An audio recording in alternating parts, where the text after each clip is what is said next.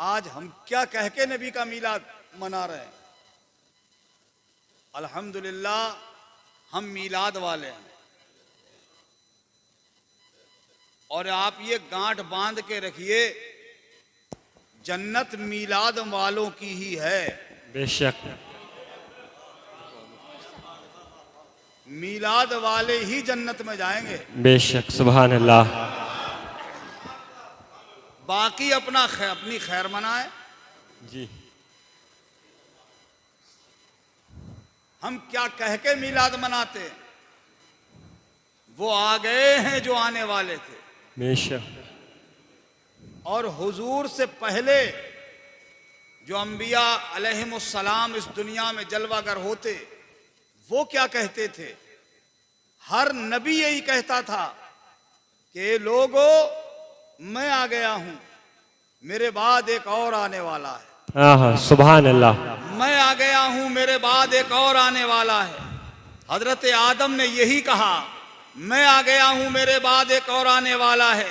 हजरत शीश ने कहा, मैं आ गया हूं, मेरे बाद एक और आने वाला है।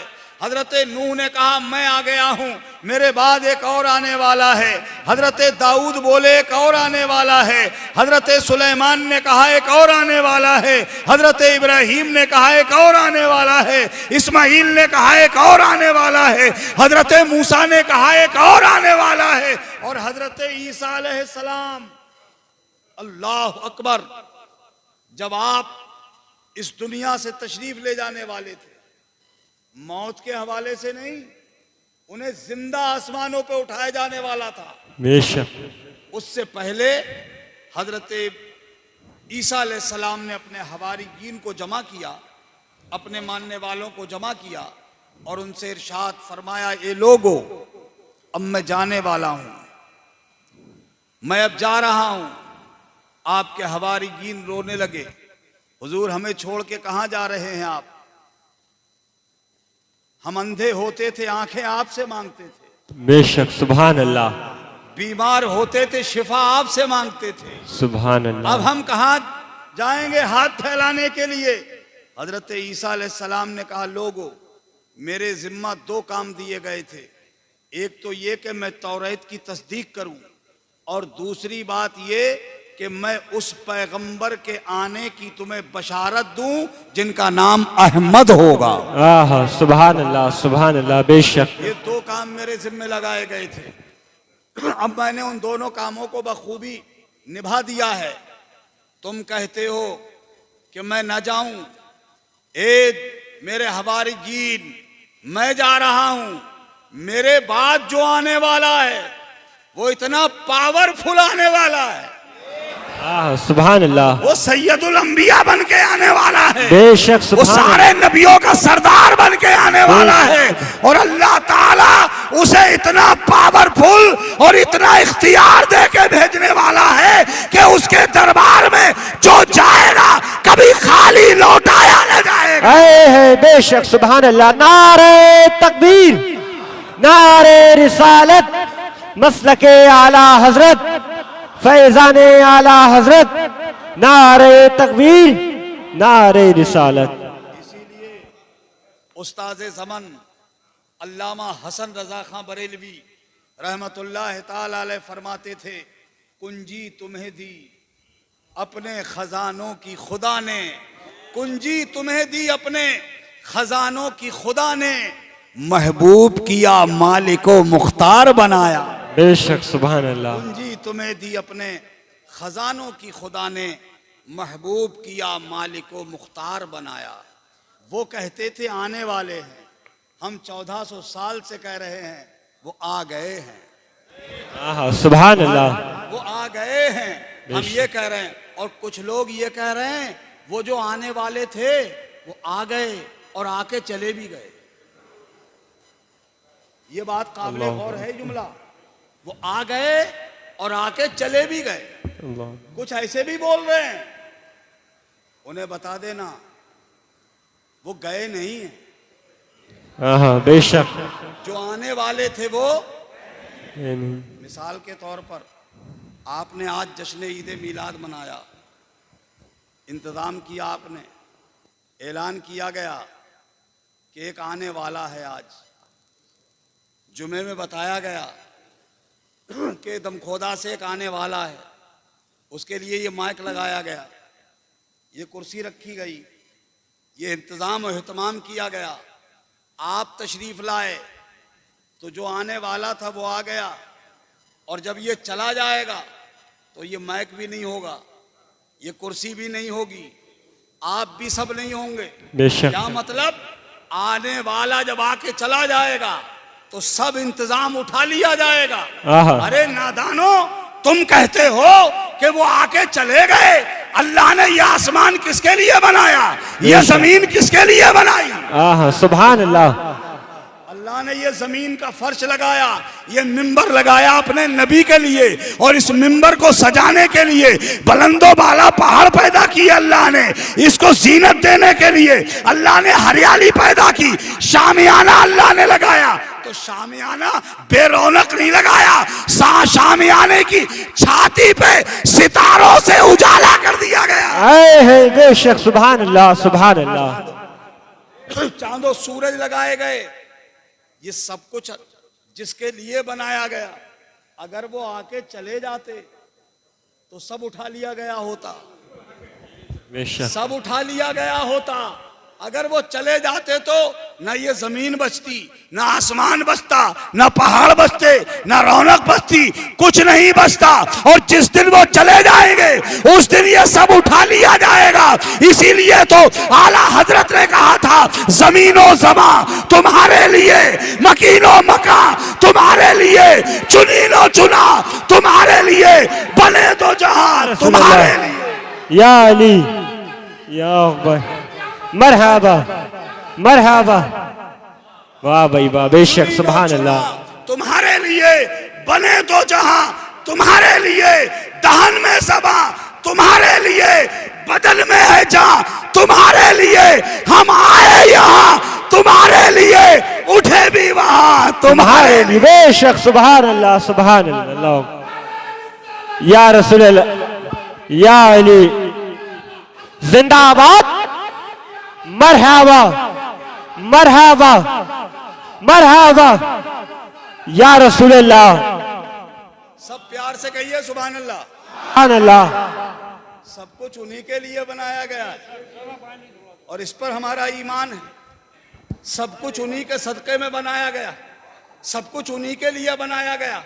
और जब उनके लिए बनाया गया तो जमीन का मौजूद होना, आसमान का बाकी होना, सितारों का नजर आना, चांदो सूरज दिखाई पड़ना, इस बात की बय्यन दलील है कि मेरे नबी गए नहीं हैं। बेशक, सुभान अल्लाह, सुभान अल्लाह। वो हैं, और जब वो हैं तो उनका आलम यह है कि मेरे आला हजरत से पूछो, वो बताते नजर आएंगे। उनकी महक ने दिल के गुंचे खिला, वाह भाई वाह। जिस राह चल गए हैं कूचे बसा दिए हैं।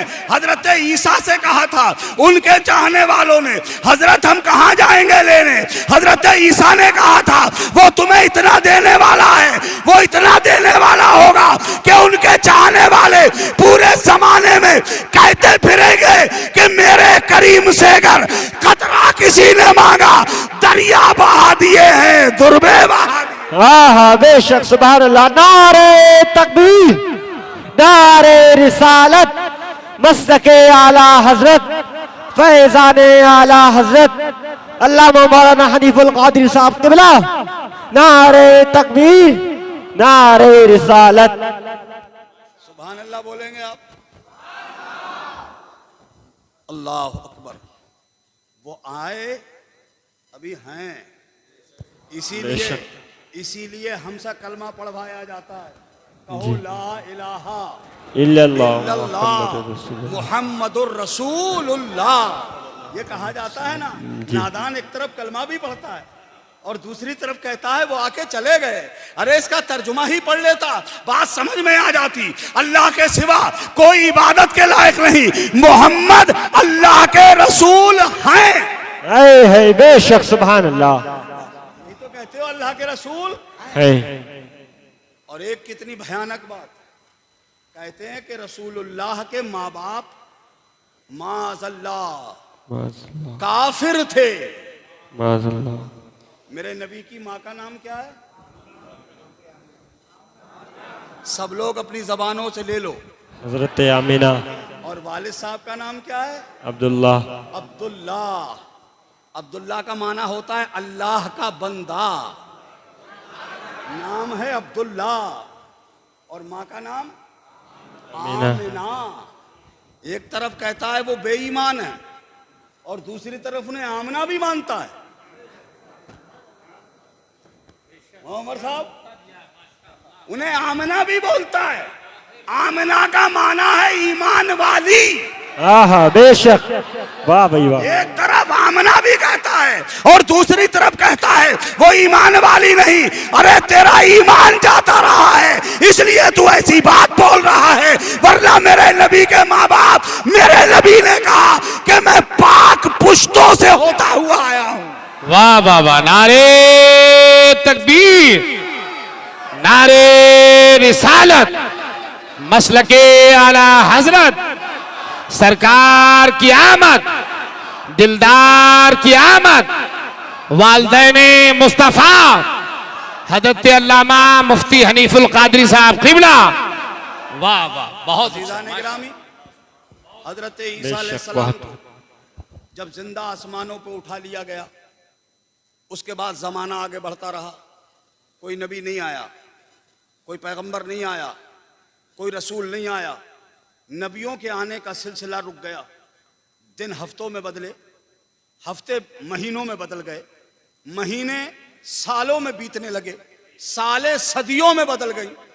570 साल का लंबा जमाना गुजर गया। इस बीच कोई नबी नहीं आया, बेशक। कोई पैगंबर नहीं आया, कोई रसूल नहीं आया।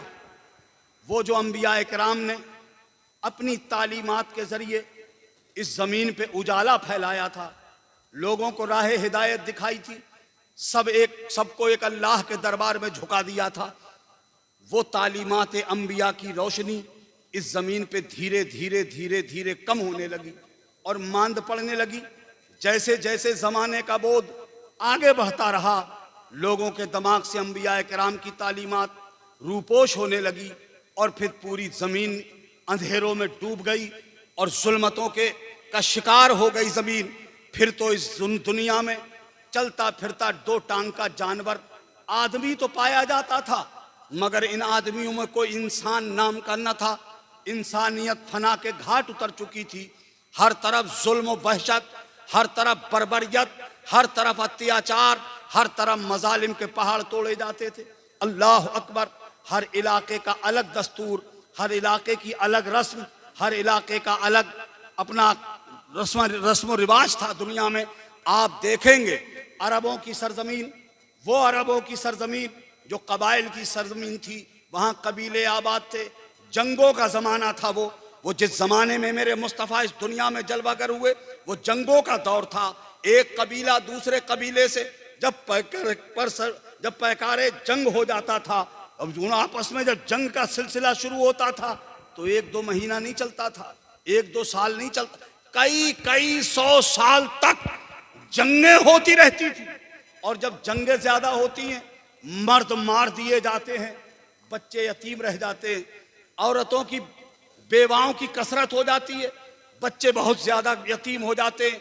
उन यतीमों को गुलाम बना लिया जाता था, बेवा औरतों को जीने का हक उनसे छीन लिया जाता था, उनको इतना जलील किया जा रहा था, इतना बेहिस कर दिया गया था। ये तो अरब का दस्तूर था, ये तो अरब की जमीन का आलम था।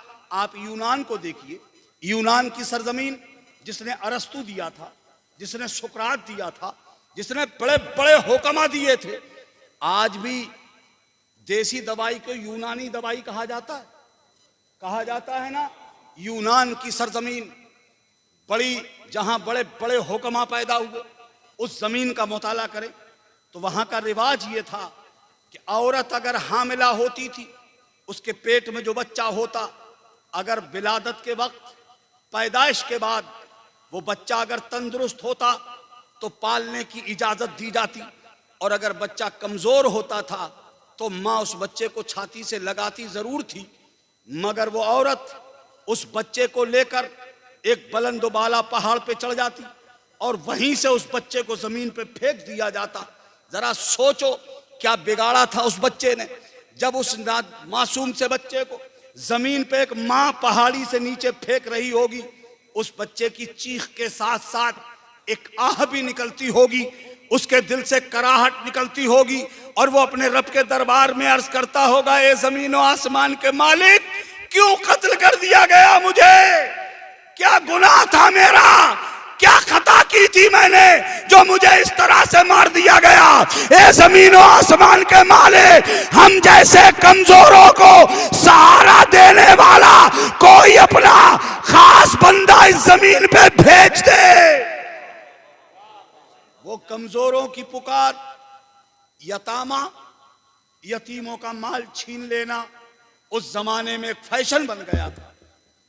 यतीमों को जुल्म की चक्की में कसा जाता था और जुल्म की चक्की में उन्हें पीसा जाता था। अल्लाह अकबर।